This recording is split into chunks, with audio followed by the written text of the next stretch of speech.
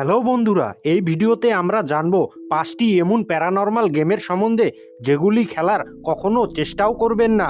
যে সকল প্যারানর্মাল গেমের সম্বন্ধে এখন আপনাকে জানাবো সেইগুলো খেলা করলে হয়তো বা আপনাদের বড় কোনো ক্ষতি হতেও পারে।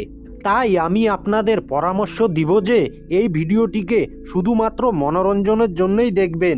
আমি কখনোই চাইবো না যে আপনাদের কারো ক্ষতি হোক। যাই হোক, অনেক ফ্রিতে জ্ঞান দিলাম, এবার ভিডিওটিকে শুরু করা যাক। ডারুমাসান। ডারুমাসান হলো জাপানের এক আরবান লেজেন্ড, যাকে সবচেয়ে শক্তিশালী ও ভয়ানক আত্মা মনে করা হয়।